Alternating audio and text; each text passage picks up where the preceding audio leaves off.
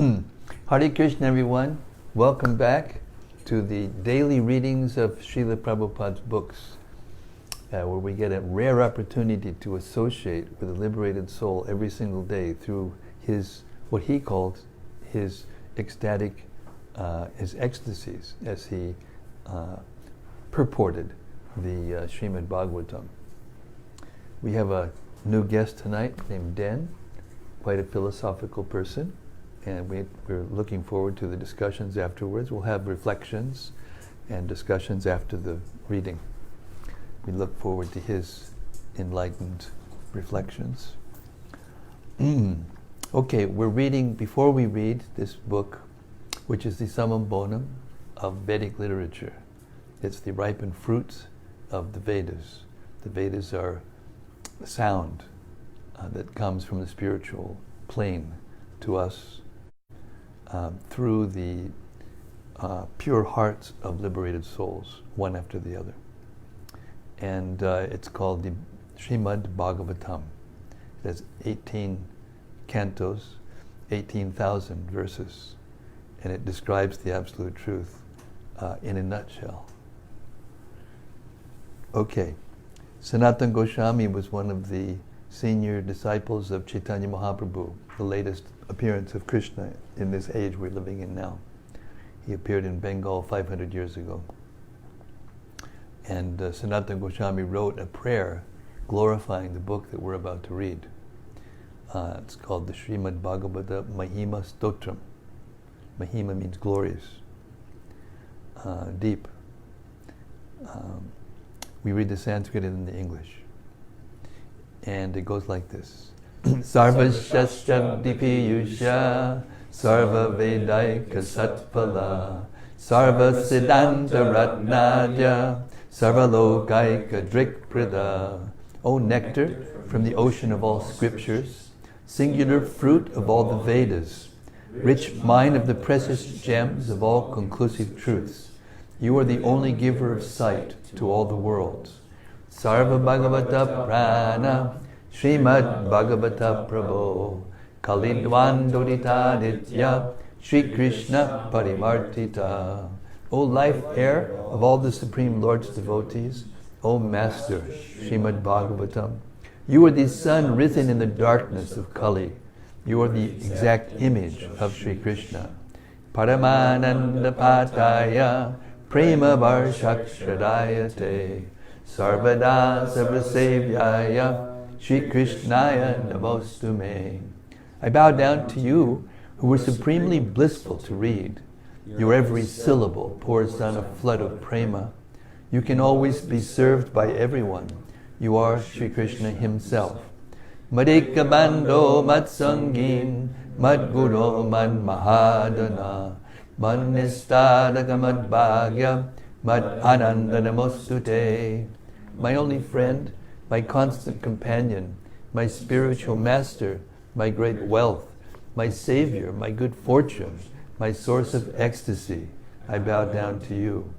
Asadu sadhu tadayin atinit chutatakada anamunchagada chinmam premnarit kantayospura. O bestower of saintliness to the unsaintly, O exalter of the most fallen, please never leave me. Always appear in my heart and my voice with pure love. Om Namo Bhagavate Vasudevaya. Om Namo Bhagavate Vasudevaya. Om Namo Bhagavate Vasudevaya. Om Namo Bhagavate Vasudevaya. Om Namo Bhagavate Vasudevaya. Om Namo Bhagavate Vasudevaya. So we've reached the 8th canto, 9th chapter of the Srimad-Bhagavatam. This is a part of a pastime that's spanned over three chapters so far. It's a pastime in which the two. It's the summary. We'll begin with the summary in chapter 9. Thank you. This is a very interesting chapter because the Supreme Personality of Godhead is male, and his internal energy is female. But sometimes the Lord takes the form of a female. And this is a very special case in which he does this. The summary of the chapter. This chapter describes how the demons, being enchanted by the beauty of the Mohini form, agreed to hand over the container of nectar to Mohini Devi, who tactfully delivered it to the demigods. When the demons got possession of the container of nectar, an extraordinarily beautiful young woman appeared before them. All the demons became captivated by the young woman's beauty and became attached to her. Now, because the demons were fighting among themselves to possess the nectar, they selected this beautiful woman as a mediator to settle their quarrel. Taking advantage of their weakness in this regard, Mohini, the incarnation of the Supreme Personality of Godhead, got the demons to promise that whatever decision she might give, they would not refuse to accept. When the demons made this promise, the beautiful woman, Mohini-murti, had the demigods and demons sit in different lines so that she could distribute the nectar. She knew that the demons were quite unfit to drink the nectar. Therefore, by cheating them, she distributed all the nectar to the demigods. When the demons saw this cheating of Mohini-murti, they remained silent. But one demon named Rahu dressed himself like a demigod and sat down in the line of the demigods. He sat beside the sun and the moon. When the Supreme Personality of Godhead understood how Rahu was cheating, he immediately cut off the demon's head. Rahu, however, had already tasted the nectar. Therefore, although his head was severed, he remained alive. After the demigods finished drinking the nectar, the Supreme Personality of Godhead assumed his own form. Shukadeva Goswami ends this chapter by describing how powerful is the chanting of the holy names, pastimes, and paraphernalia of the Supreme Personality of Godhead. Text 1. Shukadeva Goswami said, "Thereafter, the demons became inimical toward one another. Throwing and snatching the container of nectar, they gave up their friendly relationship. Meanwhile, they saw a very beautiful young woman coming forward toward them." Text 2. This Prabhupada commented on this, that just like a group of thieves will get together and execute a very intricate, caper, as they call it. And then when they get the booty, they'll go off and and then they'll tell each other, let's divide this up honestly. And then they end up fighting over it. So this is the same kind of thing that happened here on a larger scale. Text 2. Upon seeing the beautiful woman, the demon said, "Alas, how wonderful is her beauty, how wonderful the luster of her body, and how wonderful the beauty of her youthful age." Speaking in this way, they quickly approached her, full of lusty desires to enjoy her, and began to inquire from her in many ways. Text 3. "O wonderfully beautiful girl, you have such nice eyes resembling the petals of a lotus flower. Who are you? Where do you come from? What is your purpose in coming here? And to whom do you belong? O you whose thighs are extraordinarily beautiful, our minds are becoming agitated simply because of seeing you." Purport. The demons inquired from the wonderfully beautiful girl, "To whom do you belong?" A woman is supposed to belong to her father before her marriage, to her husband after her marriage, and to her grown-up sons in her old age. In regard to this inquiry, Srila Vishwanath Chakrabarti Thakur says that the question, "To whom do you belong?" means, whose daughter are you? Since the demons could understand that the beautiful girl was still unmarried, every one of them desired to marry her. Thus they inquired, "Whose daughter are you?" Text 4. What to speak of human beings, even the demigods, demons, siddhas, gandharvas, charanas, and the various directors of the universe, the prajapatis, have never touched you before. It is not that we are unable to understand your identity. Purport. Even the Asuras observed the etiquette that no one should address a married woman with lust. The great analyst Chanakya Pandit says, Martribat Paradare Shu, one should consider another's wife to be one's mother. The Asuras, the demons, took it for granted that the beautiful young woman, Mohini-murti, who had arrived before them was certainly not married. Therefore they assumed that no one in the world, including the demigods, the Gandharvas, the Charanas, and the Siddhas, had ever touched her. Hare Krishna. The demons knew that the young girl was unmarried, and therefore they dared to address her. They supposed that the young girl, Mohini-murti, had come there to find a husband among all those present. The Daityas, the demigods, the Gandharvas, and so on. Text 5. A beautiful girl, oh beautiful girl with beautiful eyebrows, certainly Providence, by His causeless mercy, has sent you to please the senses and minds of all of us. Is this not a fact? Text 6. We are now all engaged in enmity among ourselves because of this one subject matter, the container of nectar. Although we have been born in the same family, we are becoming increasingly inimical. O thin-waisted woman, who are so beautiful in your prestigious position, we therefore request you to favor us by settling our dispute. Purport. The demons understood that the beautiful woman had attracted the attention of them all. Therefore, they unanimously requested her to become the arbiter to settle their dispute. Text 7. And all of us, born demons and demigods, have been born of the same father, Kashyapa, and thus we are related as brothers, but now we are exhibiting our personal prowess in dissension. Therefore, we request you to settle our dispute and divide the nectar equally among us. Text 8. Having thus been requested by the demons, the Supreme Personality of Godhead, who had assumed the form of a beautiful woman, began to smile.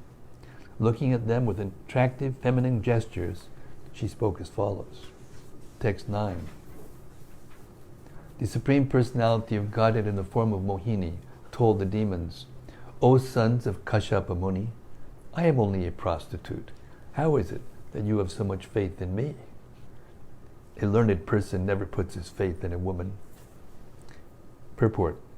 Chanakya Pandit, the great politician and moral instructor, said, Vishwaso naiva kartabyak strishu rajakuleshu cha. Never put your faith in a woman or a politician. This is the Supreme Personality of Godhead. Thus, the Supreme Personality of Godhead, who was pretending to be a woman, warned the demons against putting so much faith in her, for she had appeared as an attractive woman, ultimately to cheat them, indirectly disclosing the purpose for which she had appeared before them. She said to the sons of Kashyapa, How is this? You are all born a great rishi, yet you are putting your faith in a woman who is loitering here and there, like a prostitute, unprotected by father or husband.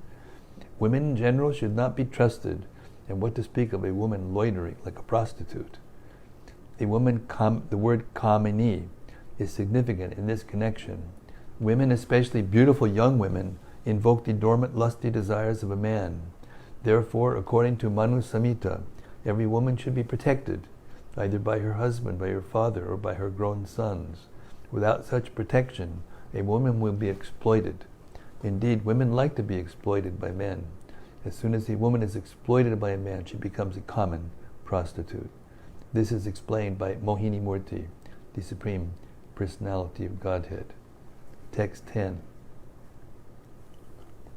O demons, as monkeys, jackals, and dogs are unsteady in their sexual relationships and want newer and newer friends every day, women who live independently seek new friends daily. Friendship with a woman is never permanent.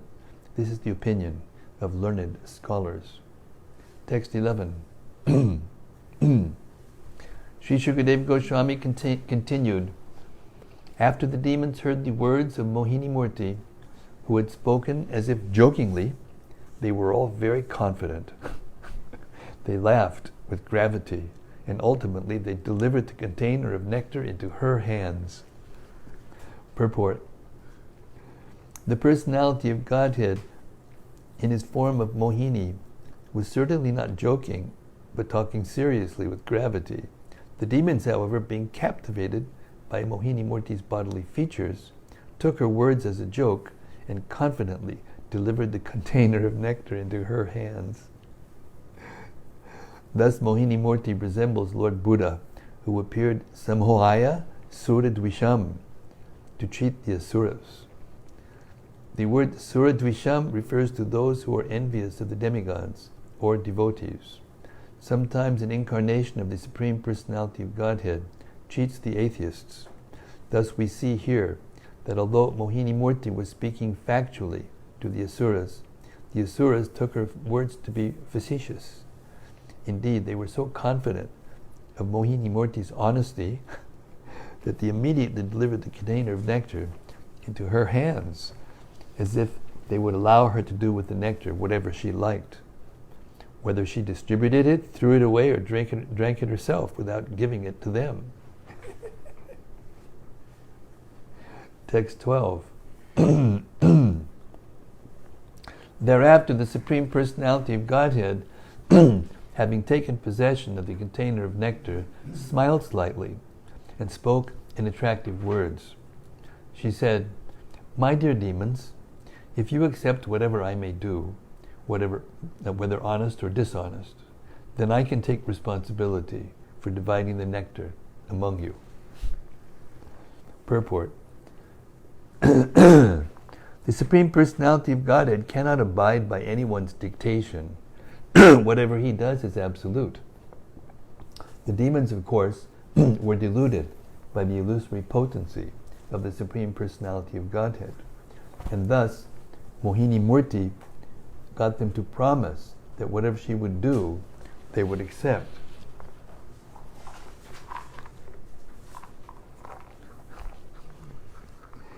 Text 13.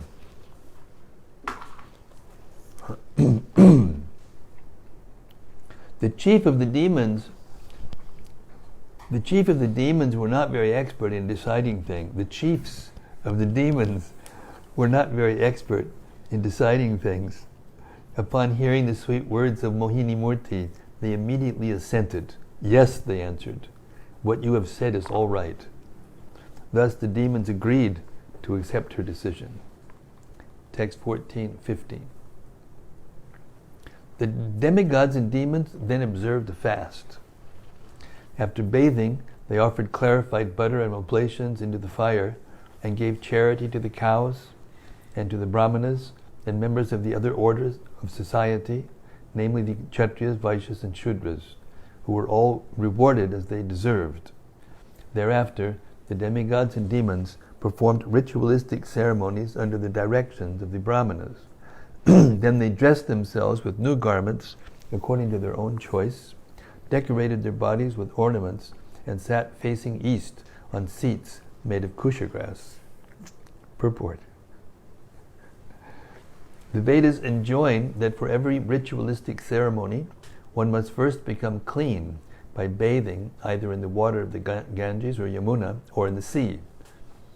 Then one may perform the ritualistic ceremony and offer clarified butter into the fire. In this verse, the words paridhaya ahatani are especially significant. A sannyasi or a person about to perform a ritualistic ceremony should not dress himself in clothing sewn with a needle. Text 16 and 17. O king, as the demigods and demons sat facing east in an arena fully decorated with flower garlands and lamps and fragrant with the smoke of incense, that woman, dressed in the most beautiful sari, her ankle bells tinkling, entered the arena, walking very slowly because of her big low hips. Her eyes were restless due to youthful pride. Her breasts were like water jugs. Her thighs resembled the trunks of elephants, and she carried a water pot in her hands. Text 18. Her attractive nose and cheeks and her ears adorned with golden earrings made her face very beautiful. As she moved, her sari's border on her breast moved slightly aside. When the demigods and demons saw these beautiful features of Mohini-murti, who was glancing at them and slightly smiling, they were all completely enchanted. Purport. Srila Vishwanath Chakravarti Thakur remarks here that Mohini-murti is the Supreme Personality of Godhead in a feminine form, and that the Goddess of Fortune is her associate. This form assumed by the Personality of Godhead challenged the Goddess of Fortune. The Goddess of Fortune is beautiful, but if the Lord accepts the form of a woman, he surpasses the Goddess of Fortune in beauty. It is not that the Goddess of Fortune, being female, is the most beautiful. The Lord is so beautiful that he can excel any beautiful Goddess of Fortune by assuming a female form. Text 19. Demons are by nature crooked like snakes. Therefore, to distribute a share of the nectar to them was not at all feasible, since this would be as dangerous as supplying milk to a snake. Considering this, the Supreme Personality of Godhead, who never falls down, did not deliver a share of nectar to the demons. Purport. It is said, Sarpa, Krurak, Kala, Krura, Sarpat, Krurarata Kalaha. The snake is very crooked and envious, and so also is a person, like a demon. Mantrao Shadi Vishak Sarpa, Kala Kena Nivaryate.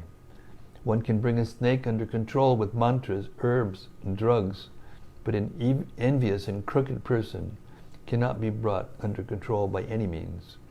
Considering this logic, the Supreme Personality of Godhead thought it unwise to distribute nectar to the demons. Text 20. The Supreme Personality of Godhead, as Mohini-murti, the master of the universe, arranged separate lines of sitting places and seated the demigods and demons according to their positions. Text 21. Taking the container of nectar in her hands, she first approached the demons, satisfied them with sweet words, and thus cheated them out of their share of the nectar. Then she administered the nectar to the demigods, who were sitting at a distant place, to make them free from invalidity, old age, and death. Purport. Mohini-murti, the Personality of Godhead, gave the demigods seats at a distance. Then she approached the demons and spoke with them very graciously, so that they thought themselves very fortunate to talk with her. Since Mohini-murti had seated the demigods at a distant place, the demons thought that the demigods would get only a little of the nectar, and that Mohini-murti was so pleased with the demons that she would give the demons all the nectar. The words Banchayan Upasancharai indicate that the Lord's whole policy was to cheat the demons simply by speaking sweet words. The Lord's intention was to distribute the nectar only to the demigods. Text 22. O king, since the demons had promised to accept whatever the woman did, whether just or unjust, now to keep this promise, to show their equilibrium and to save themselves from fighting with a woman, they remained silent. Text 23. The demons had developed affection for Mohini-murti and a kind of faith in her, and they were afraid of disturbing their relationship. Therefore they showed respect and honor to her words and did not say anything that might disturb their friendship with her. Purport. The demons were so captivated by the tricks and friendly words of Mohini-murti that although the demigods were served first, the demons were pacified merely by sweet words. The Lord said to the demons, "The demigods are very miserly and are excessively anxious to take the nectar first. So let them have it first. Since you are not like them, you can wait a little longer. You are all heroes and are so pleased with me. It is better for you to wait until after the demigods drink." 24. Rahu, the demon who causes eclipses in the sun and moon, covered himself with the dress of a demigod and thus entered the assembly of the demigods and drank nectar without being detected by anyone, even by the Supreme Personality of Godhead. The moon and the sun, however, because of permanent animosity toward Rahu, understood the situation. Thus Rahu was detected. Purport: the Supreme Personality of Godhead, Mohini-murti, was able to bewilder all the demons. But Rahu was so clever that he was not bewildered. Rahu could understand that Mohini-murti was cheating the demons, and therefore he changed his dress, disguised himself as a demigod, and sat down in the assembly of the demigods. Here one may ask why the Supreme Personality of Godhead could not detect Rahu. The reason is that the Lord wanted to show the effects of drinking nectar. This will be revealed in the following verses. The moon and the sun, however, were always alert in regard to Rahu. Thus, when Rahu entered the assembly of the demigods, the moon and sun immediately detected him, and then the Supreme Personality of Godhead also became aware of him. Text 25. The Supreme Personality of Godhead, Hari, using his disc, which was sharp like a razor, at once cut off Rahu's head. When Rahu's head was severed from his body, the body, being untouched by the nectar, could not survive.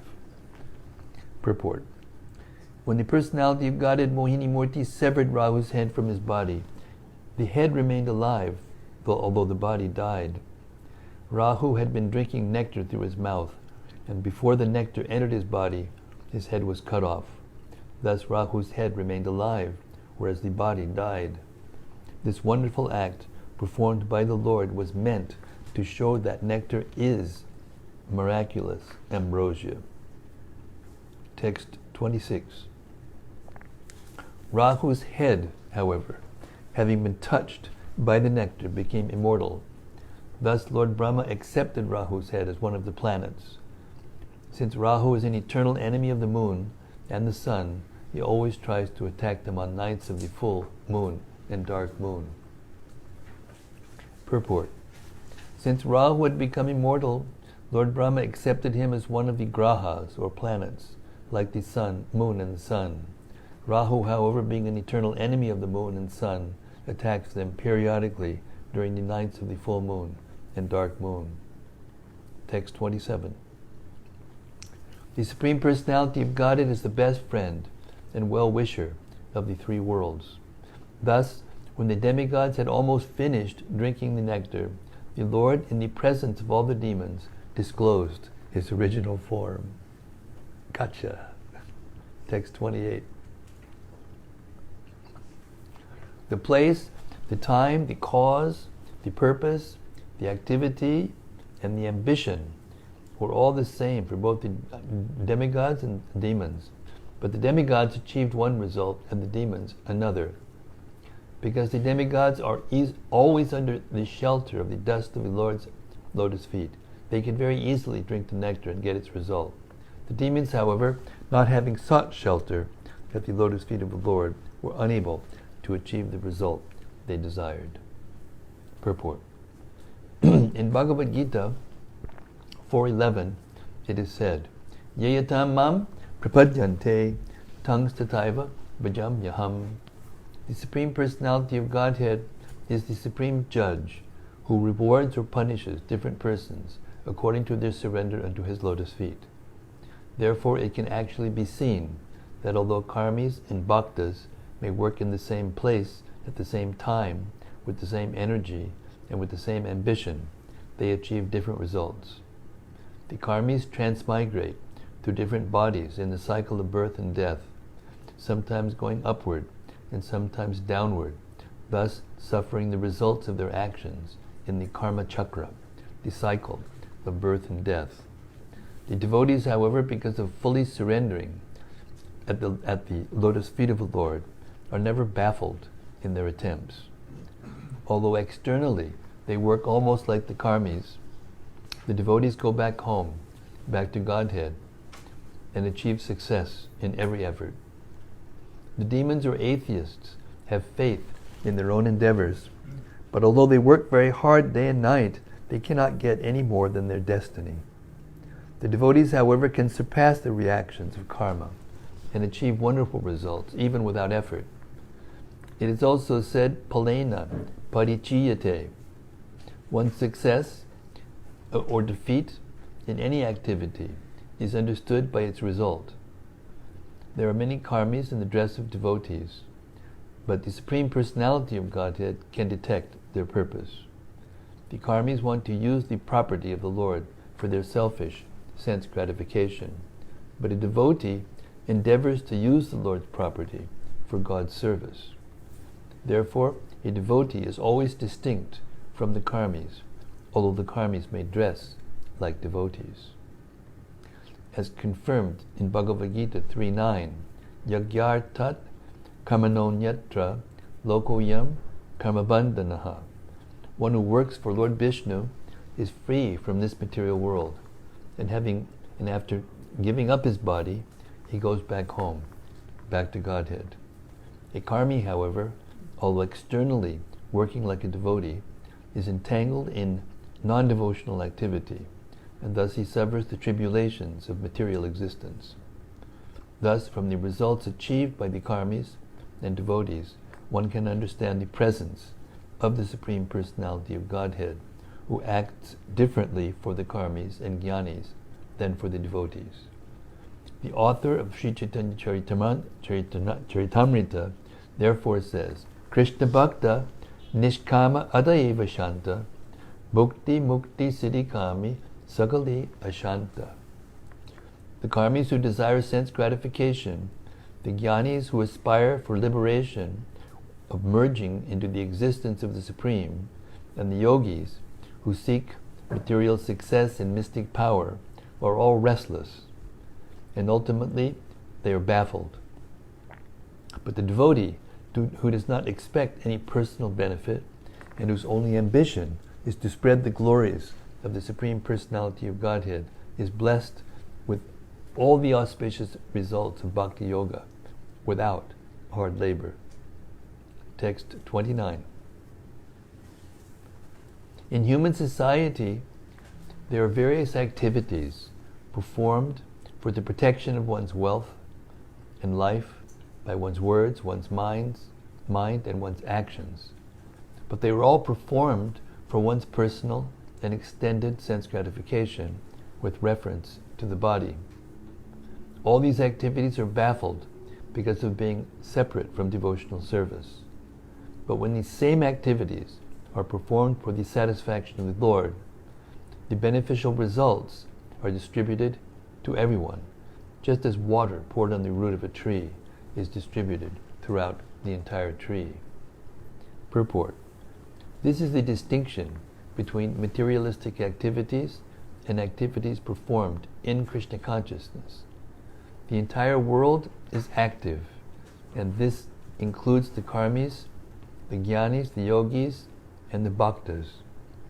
However, all activities except those of the bhaktas, the devotees, end in bafflement and waste of time and energy. Mogasha, moga karmano, moga jnana vichetasaha. If one is not a devotee, his hopes, his activities, and his knowledge are all baffled. A non-devotee works for his personal sense gratification, or for the sense gratification of his family, society, community, or nation. But because all such activities are separate from the Supreme Personality of Godhead, they are considered asat. The word asat means bad or temporary, and Sat means permanent and good.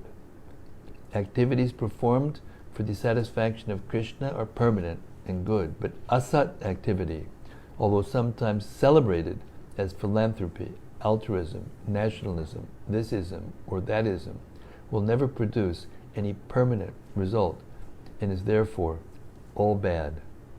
Even a little work done in Krishna consciousness is a permanent asset and is all good because it is done for Krishna, the all-good Supreme Personality of Godhead, who is everyone's friend, Suridam Sarvabhutanam.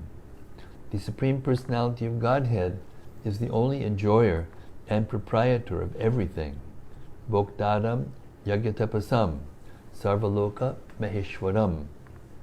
Therefore, any activity performed for the Supreme Lord is permanent. As a result of such activities, the performer is immediately recognized. Nachatasman manusheshu kaschin me priyakritamaha. Such a devotee, because of full knowledge of the Supreme Personality of Godhead, is immediately transcendental, although he may superficially appear to be engaged in materialistic activities. The only distinction between materialistic activity and spiritual activity is that material activity is performed only to satisfy one's own senses, whereas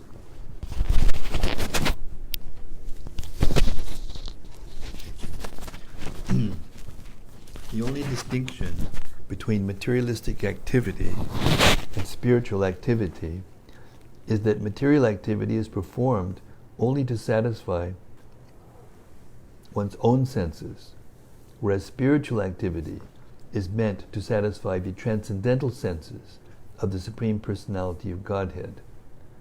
By spiritual activity, everyone factually benefits, whereas by materialistic activity, no one benefits, and instead one becomes entangled in the laws of karma. Prabhupada ki jai. Yeah. Thus end the Bhaktivedanta purports of the 8th canto, 9th chapter of Srimad-Bhagavatam, entitled The Lord Incarnates as Mohini-murti.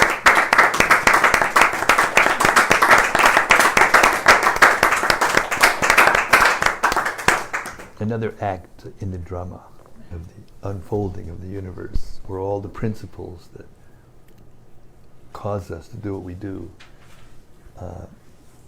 are manifest. Chapter 10. The battle between the demigods and the demons. The summary of chapter 10 is as follows. Because of envy, the fight between the demons and the demigods continued. When the demigods were almost defeated by demoniac maneuvers and became morose, Lord Vishnu appeared among them. Both the demigods and the demons are expert in activities involving the material energy. But the demigods are devotees of the Lord, whereas the demons are just the opposite. The demigods and demons churned the ocean of milk to get nectar from it, but the demons, not being devotees of the Lord, could derive no profit. After feeding nectar to the demigods, Lord Vishnu returned to his abode on the back of Garuda. But the demons, being most aggrieved, again declared war against the demigods. Bali Maharaj, the son of Virochana, became the commander-in-chief of the demons. In the beginning of the battle, the demigods prepared to defeat the demons. Indra, king of heaven, fought with Bali, and other demigods like Vayu, Agni, and Varuna fought against other leaders of the demons. In this fight, the demons were defeated, and to save themselves from death, they began to manifest many illusions through material maneuvers, killing many soldiers in the side of the demigods. The demigods, finding no other recourse, surrendered again to the Supreme Personality of Godhead, who then appeared and counteracted all the illusions presented by the jugglery of the demons. Heroes among the demons, such as Kalanemi, Mali, Sumali, and Malyavan, fought the Supreme Personality of Godhead and were all killed by the Lord. The demigods were thus freed from all dangers. Text 1. Shukadeva Goswami said, O king, the demons and daityas all engaged with full attention and effort in churning the ocean. But because they were not devotees of Vasudeva, the Supreme Personality of Godhead, Krishna, they were not able to drink the nectar. Text 2. O king, after the Supreme Personality of Godhead had brought to completion the affairs of churning the ocean and feeding the nectar to the demigods, who were his dear devotees, he left the presence of them all and was carried by Garuda to his own abode. Text 3.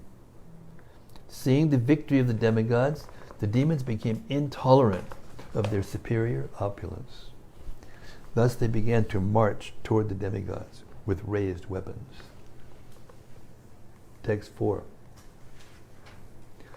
Thereafter, being enlivened because of drinking the nectar, the demigods, who were always at the shelter of the lotus feet of Narayana, used their various weapons to counterattack the demons in a fighting spirit. Text 5. O king, a fierce battle on the beach of the ocean of milk ensued between the demigods and the demons. The fighting was so terrible that simply by hearing about it would make the hair on one's body stand on end. Wars have been happening since the beginning of time, and nobody ever learns the lesson in the material world, and it goes on again and again and again. Text 6. Both parties in that fight were extremely angry at heart, and in enmity they beat one another with swords, arrows, and varieties of other weapons. Purport. There are always two kinds of men in the universe, not only on this planet, but also in higher planetary systems. All the kings dominating planets like the sun and moon also have enemies like Rahu. It is because of occasional attacks upon the sun and the moon by Rahu that eclipses take place. The fighting between the demons and demigods is perpetual, and it cannot be stopped unless intelligent persons from both sides take to Krishna consciousness. Tell that to the demigod, the Democrats and the Republicans, especially nowadays. Text 7. The sounds of the conch shells, bugles, drums, berries, and damaris, kettle drums, as well as the sounds made by the elephants, horses, and soldiers who were both on chariots and on foot, were tumultuous. Text 8. On the battlefield, the charioteers fought with the opposing charioteers, the infantry soldiers with the opposing infantry, the soldiers on horseback with the opposing soldiers on horseback, and the soldiers on the backs of elephants with the enemy soldiers on elephants. In this way, the fighting took place between equals. Text 9. Some soldiers fought on the backs of camels, some on the backs of elephants, some on asses, some on white-faced and red-faced monkeys, some on tigers, some on lions. In this way, they all engaged in fighting. Text 10 to 12. O king, some soldiers fought on the backs of vultures, eagles, ducks, hawks, and basa birds. Some fought on the backs of timingilas, which can devour huge whales. Some on the backs of shabaras, and some on buffalo, rhinoceroses, cows, bulls, jungle cows, and arunas. Others fought on the backs of jackals, rats, lizards, rabbits, human beings, goats, black deer, swans, and boars. In this way, mounted on animals on the water, land, and sky, including animals with deformed bodies, both armies faced each other and went forward. Text 13 through 15. O king, O descendant of Maharaj Pandu, the soldiers of both the demigods and demons were decorated with canopies, colorful flags, and umbrellas with handles made of valuable jewels and pearls. They were further decorated by fans made of peacock feathers and by other fans also. The soldiers, their upper and lower garments waving in the breeze, naturally looked very beautiful, and in the light of the glittering sunshine, their shields, ornaments, and sharp, clean weapons appeared dazzling. It's like a blockbuster movie over here. Thus the ranks of soldiers seemed like two oceans with bands of aquatics. 16 through 18. For that battle, the most celebrated commander-in-chief, Maharaj Bali, son of Virochana, was seated on a wonderful airplane named Vaihayasa. O king, this beautifully decorated airplane had been manufactured by the demon Maya and was equipped with weapons for all types of combat. It was inconceivable and indescribable. Indeed, it was sometimes visible and sometimes not, seated on this airplane under a beautiful protective umbrella and being fanned by the best of chamaras. Maharaj Bali, surrounded by his captains and commanders, appeared just like the moon rising in the evening, illuminating all directions. 19 to 24. Surrounding Maharaj Bali on all sides were the commanders and captains of the demons, sitting on their respective chariots. Among them were the following demons: Namuchi, Shambhara, Bana, Viprachiti, Ayamukha, Dvimurdha, Kalanabha, Praheti, Heti, Ilvala, Shakuni, Bhuttasantapa,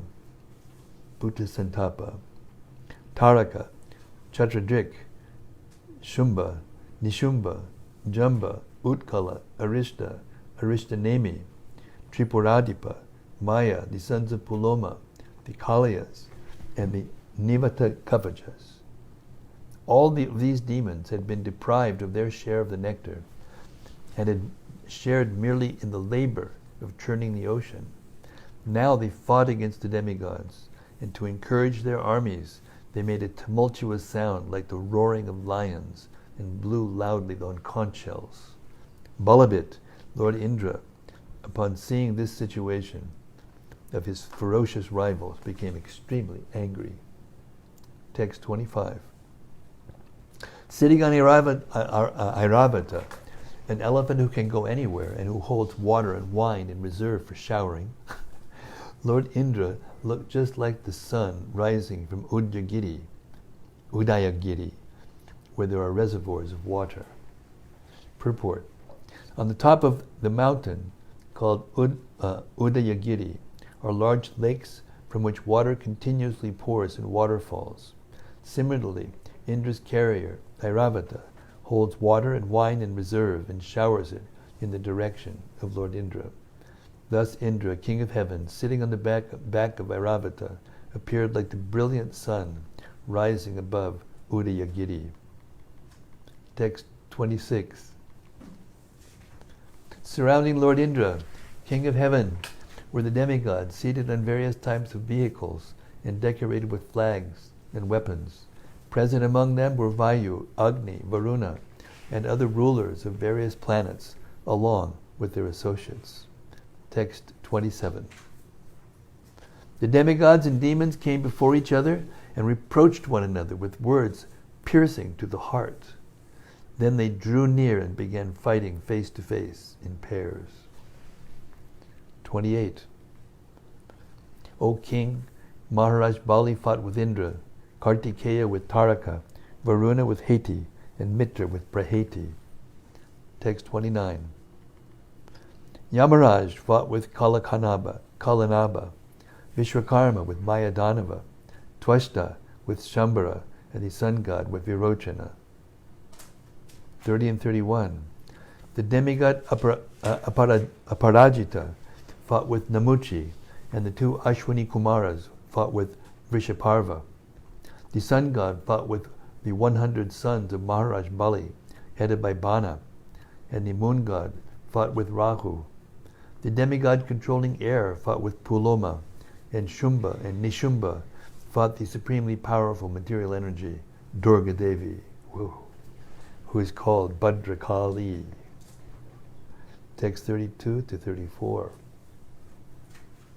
O Maharaj Parikshit, suppressor of enemies, Arindama, Lord Shiva fought with Jamba, and Vibhavasu fought with Mahisasura.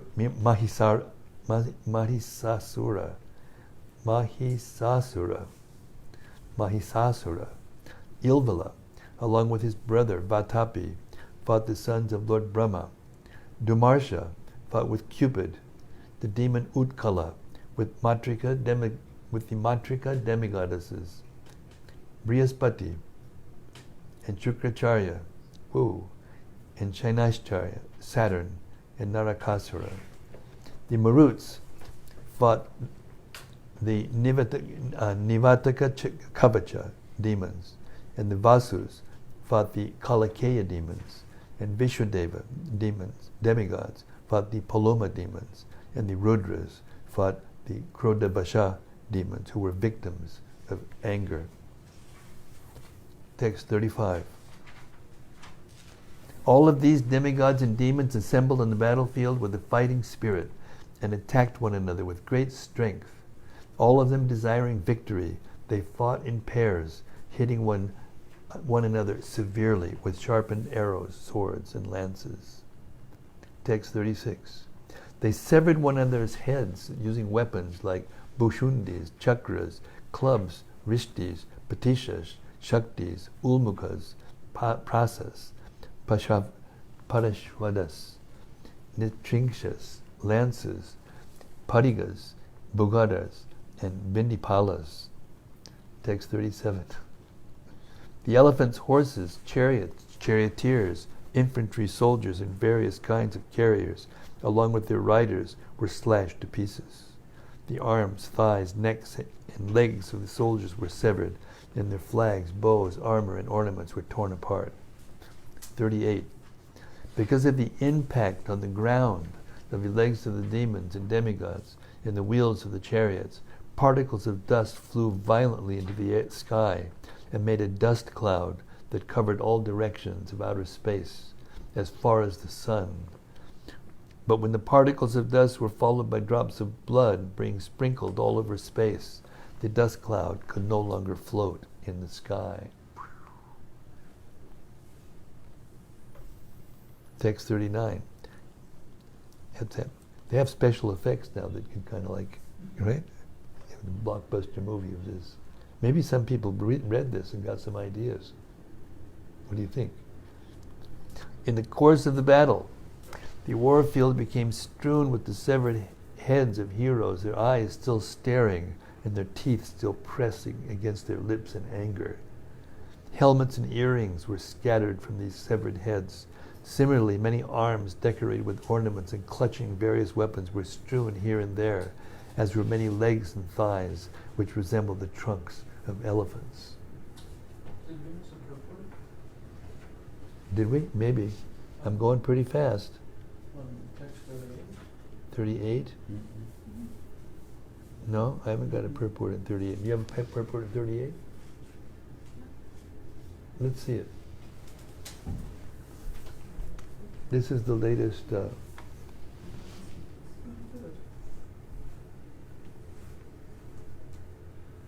Interesting. I will have to report it to Dravida. Because this, I'm reading from an NFO file. It's supposed to be the latest one. Very interesting. I will report it to Dravida immediately, dutifully, as soon as we're done. Text 39. Wait, where were we? Yes, 39. In the course of the battle, the war field became strewn with... No, I think I read this. Yeah, we did. 40. Yeah, we're in 40. Many headless trunks were generated on that battlefield, with weapons in their arms. Those ghostly trunks, which could be seen with the eyes of the fallen heads, attacked the enemy soldiers. Purport. It appears that the heroes who died in the battlefield immediately became ghosts, and although their heads had been severed from their bodies, new trunks were generated. And these new trunks, seeing with the eyes in the severed heads, began to attack the enemy. In other words, many ghosts were generated to join the fight, and thus new trunks appeared on the battlefield. There's a whole explanation for that. We'll stop there. 7:34, it's time to end this, and now we'll have reflections and questions or discussions on this horrendous pastime of the Supreme Personality of Godhead.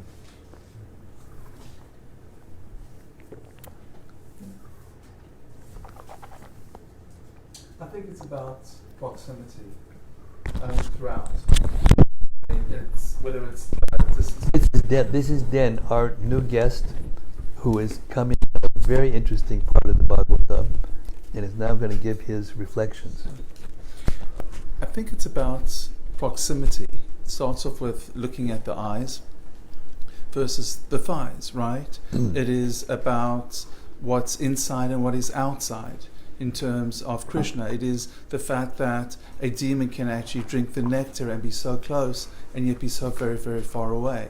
It's the fact that we're able to chase the physical and then be so close because of the Atma and Para-Atma inside of our hearts, and yet we're still miles away.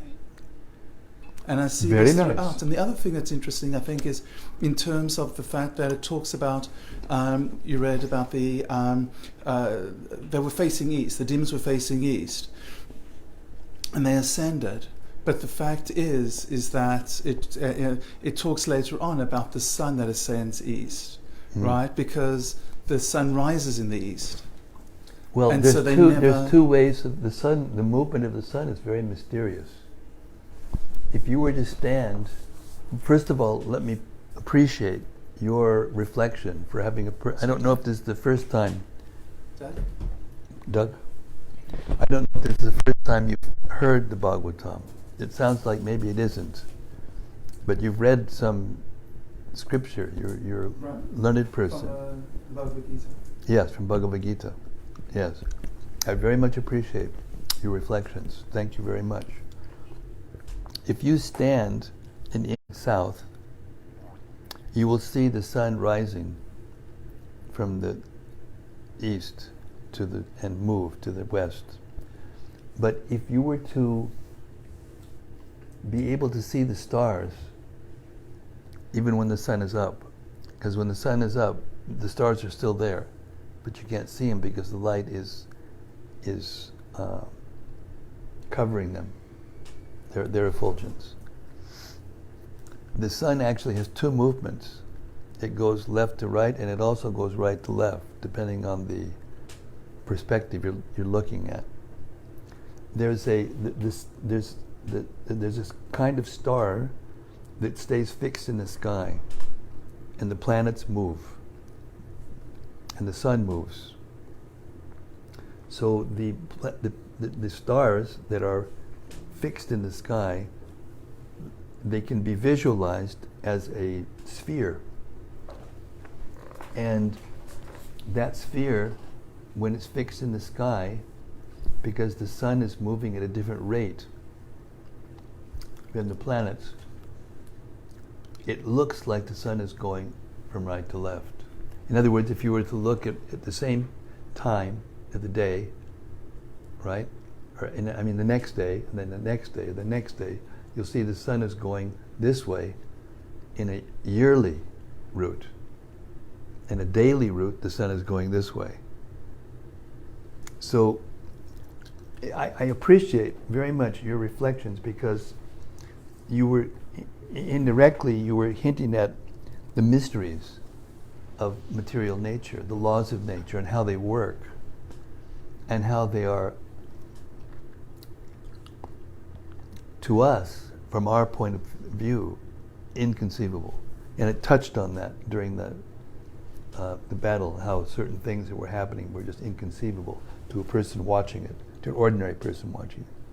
But these are not ordinary persons. These are not ordinary demons. And we have some ordinary demons now wreaking havoc on the planet.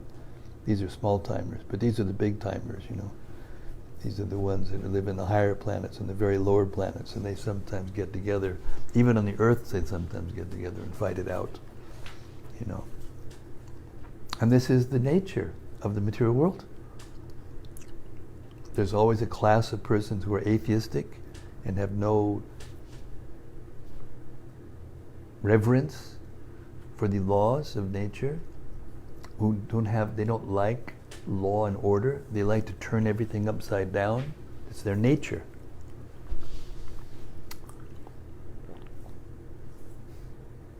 And we learned a very important lesson from this, you know, Mohini-murti, you know, pastime, you know, and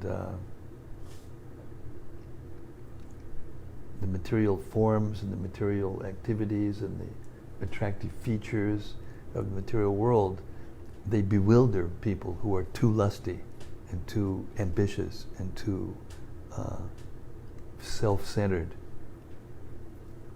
Whereas persons who are actually coming to the point of being tired of it, after many, many, many, many births, they become tired of it, and they're ready to consider another possibility. And then they agree to follow the laws. First they have to find out what they are. And when we come to that state of consciousness, then the Lord from within the heart, as you said, Paramatma and Atma, the Paramatma then gives this intelligent Buddha, Dadami Buddhi. In the Bhagavad Gita, 10th chapter, Krishna says, Dadami, I give Buddhi, intelligence, to the soul, how to come back to him, yenamam upayantite. And that's the evolution of consciousness. As the consciousness evolves, it comes to this state where one wants to go back to even if they don't know what it is yet. I remember when I was in California before I joined this movement and became serious about spiritual life 47 years ago. I was on a mountain somewhere with my friends, and it was, you know, San Francisco, you know, and early 70s, you know, what that was like. And I remember looking out and thinking, there's got to be something more to it than this. And then the next thought was, what happens when all this music stops? Because there was all these different bands that were coming out, and all this kind of music nobody had ever heard before, and lyrics that nobody ever considered before. You know, the new culture, you know, the counterculture was born at that time. And some of us were looking for something deeper, not just cheap thrills, you know. And Prabhupada came over from India. As soon as we saw him and heard him, we said, yeah, this is it. And we just came and followed him and helped him spread this movement all over the world. So this is the nature of this material world. There's atheistic people, and these are the two classes. I mean, there's many classes, of course. There's many divisions within each side of the demoniac person and the devoted person. But yeah. But at the end of the day, we learn from all of this that better that we submit to the laws of nature and try to follow them, and our lives become more peaceful. You know, regulation. You know, in all the religious scriptures, there's always a recommendation to be regulated and to be clean and to be peaceful and to not steal and kill and all these things. So, yeah, all the lessons that we need are there in the Srimad-Bhagavatam. And it unfolds, and finally it comes to the 10th canto of the Srimad-Bhagavatam, in which Krishna, the original form of the personality God, not this Mohini-murti or the Vishnu forms that are conducting this big, you know, pastime. 5 different incarnations of Krishna appeared in this one pastime. But when the original form of Krishna comes, the 10th canto, then he exhibits the whole potency and gives us something to really surrender to and really be devoted to. And eventually to love, full on.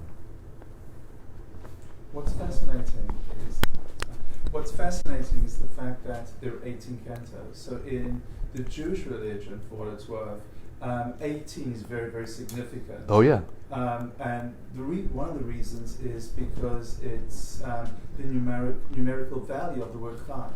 And chai is the meaning of life. So you may, I mean, it is the word that means life. And so if you toast, for argument's sake, it obviously have to be warm milk, right? You would say l'chaim, to life. And so these cantos are the books of life. Yes, and also in numerology, there's a science of numerology in the Vedas. All knowledge is coming from the Veda. The Vedic scriptures. The Sanskrit language is the source of all languages, and it's also the source of all knowledge. That's a big topic.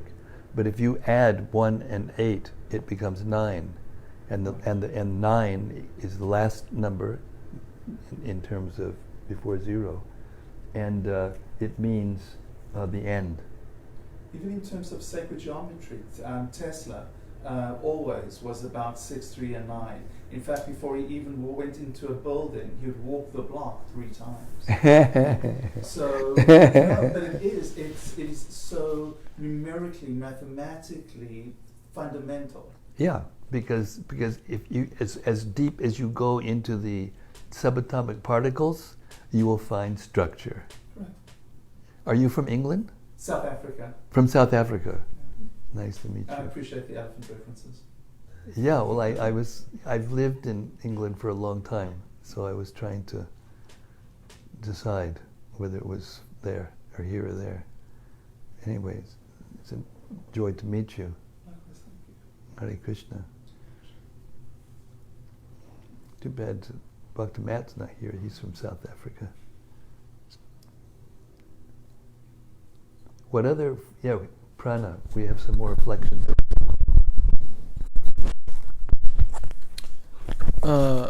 I appreciate the verse and purport, text 28 of chapter 9, where the text reads how the place, the time, the cause, the purpose, the activity, the ambition were all the same for the demigods and the demons, but the demons achieved one result and the demigods achieved a different one. And Prabhupada quotes Ye tamam prapadyante in the purport.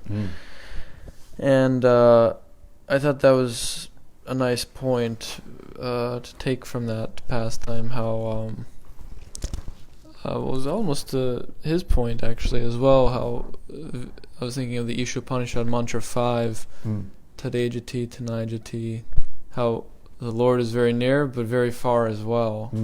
And it's not, although we don't reject the externals, really it seems like the consciousness is the primary factor in determining just what the result of one's activities and everything. When I heard that, what I was thinking of was how piety and impiety are both the same in a sense, because and they both have to be given up. Because piety and impiety result in another birth. The piety will result in a better birth, and the impiety will result in a worse birth, but you're still in the material world. So therefore we actually have to give up piety and impiety, and the only way to do that is to actually devote ourselves and surrender to the transcendence, the supreme transcendence, the source of everything and the arranger of everything. Because this is Krishna was arranging this whole pastime, and it was so far out. Another thing I thought of is how he tricked the demigods and especially the demons, all of them, by becoming the most beautiful woman possible.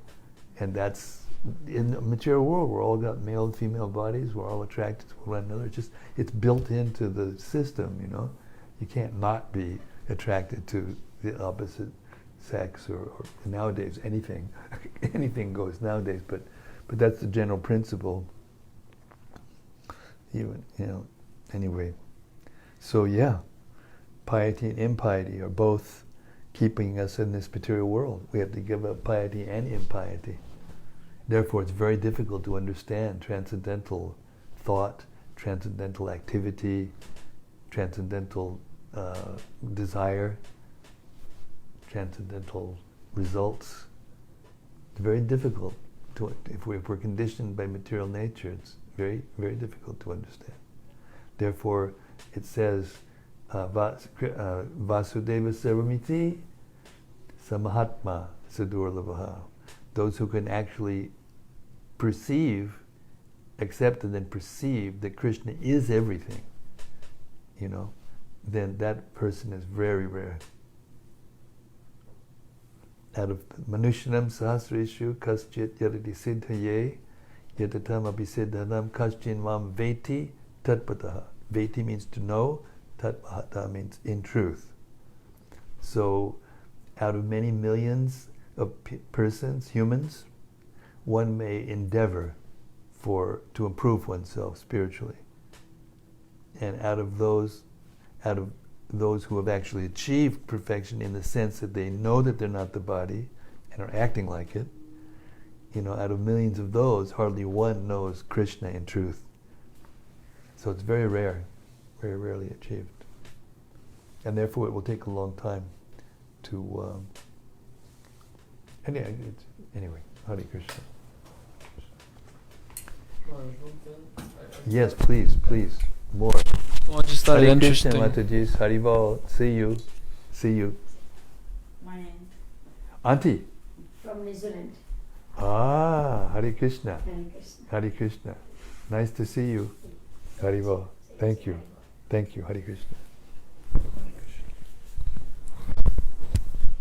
Well, I thought it interesting because this whole pastime was taking place to get the nectar from the ocean, and then the demigods finally got it, and then immediately after there was this big war where everyone's dying, and I was almost thinking like, that's it. What was the point of the nectar? That's and it. It's related to your point too, how That's the piety and impiety are just two sides of the same coin. Yeah, I have an idea. sure. I think Krishna's transparent. You think Krishna is transparent? I think that the female version is what they see. It's as if it's reflected like a mirror outwardly, right? And so the demigods see him for himself. He is the nectar. Is it not possible that he is the nectar? The fact of the blueness, right? Well, this is speculative reasoning. It's a speculative reasoning. I'm not disputing, right? But Yeah. But I mean, I could see it, right? I could just really insane imagination, but I could see it. Well, in terms of the churning, it's his color, it's himself, but they don't see it. The demons don't see it. The demigods do. That's why they're able to do it. And the fighting is no different than on the battlefield of Kurukshetra. Close. Never said it. Never said. Actually, the battlefield of Kurukshetra was very, very special. Correct. It were these same characters Correct. met here, disguised as human beings, to duke it out on the earth, like they duked it out on the. But what my point I was making is that very nice ability that you have for speculative reasoning and interpretation and those things. There's speculative reasoning that goes to the correct way, and there's speculative reasoning that goes to the incorrect way. But ultimately, if you want to get out of this material world and go back to the spiritual world, then you have to give up speculative reasoning. In other words, well, first of all, let's understand what it is, because the human mind has the capacity for speculative reasoning. The minds of the animals and lower species, they don't have that same speculative reasoning. So the speculative reasoning is meant to be utilized in a way to try to understand the absolute truth. But it's limited. The material mind and material senses, it's limited. But it's also linear. It's linear, but it's limited in a sense that it's very small, very tiny. It cannot perceive very much at once. It's just limited. Right. If anybody if they think, and the persons who are speculative thinkers, deep philosophical thinkers, who don't understand that, then they come up with theories that are just ludicrous, actually. If we keep, making scientific discoveries, that eventually we'll be able to live in this body forever. And in this way, or they can have peace on earth by technological advancement, or whatever their speculative reasoning is. But the fact of the matter is that just as every form in this material world has a beginning and an end, so the whole cosmic manifestation has a beginning and an end. The whole cosmic manifestation it's considered philosophically to be the external body of the Lord. But the Lord doesn't have an external body. Therefore, it's an imaginative understanding. Yes, yeah, exactly. It's like a dream. It's like when we dream, we can see in a dream, we can do so many things, fly through the air, or, go from one place to another, just instantaneously, and see all kinds of far out things in a dream. We put ideas together, and the mind is like a factory of manufacturing desires, and we take forms that we've seen and experienced, and even from different lifetimes, and we put them together in the mind, and we can see all sorts of far out things in the dreams. But but because we're tiny and limited, those dreams are insignificant. They just appear and disappear like water, a drop of water off a lotus leaf, as they say. But the Lord's dreams are substantial. So the purpose of the material existence is to give a place, a dreamlike place, for all the souls who want to live separately from the Lord and imagine that they are the Lord's and be Lord. You see? So in the material world, each one of us thinking that we're the master. But in the spiritual world, we're all thinking that we're servants, which is the reality, because whether you think it or not, every single living being, whether they be human being or plants or animals or birds or whatever, they're all serving other living beings in some way or another. Even the molecules and the microbes, and they're all in the ecosystem of the universe. They perform some function to help keep the balance and keep the whole thing going, so we can all live peacefully. And when we start to, we try to change it, and that's also part of the Lord's dream, because He's creating it. The laws of nature are there. All that's done by Him. And then it's like you give a piece of rope to somebody who's, really clever and artistic. He can make some nice design and make a basket or make something, hang something.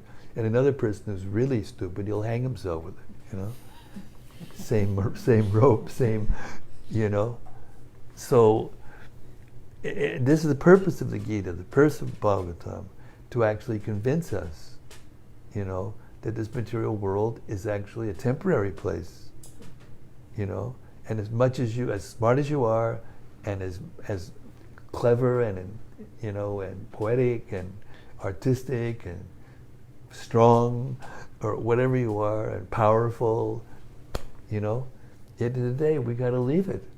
We got to leave it all behind. And I thought that point that you made, it was a brilliant point. How futile this whole thing was. This battle, and then they get the nectar, and then they get tricked. And then at the end, the demon said, "Wait a second, this is," and they go and fight. And the demon guys say, "Oh, you can't do it." And then they fight with him, and that's the material world, in a nutshell. Everybody's fighting with everyone else because they want to get the nectar. They want to get sense gratification. They want to live forever. They want to have strong enough senses to overcome others. They want to own. They want to control. Therefore, in the purports, we heard this Vogdaram Jagatabasam in the 5th chapter, 29th verse, the last verse in the chapter. It talks about how if you can really accept, that the Lord is the owner of everything, controller of everything, the benefactor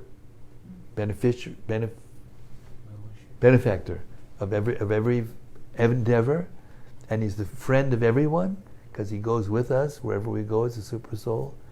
We may get ourselves into some pretty nasty situations, as we just read about, in war and things like that, and yet he's there all the time, just trying to convince us, to come back with him by displaying his, unlimited opulence and unlimited,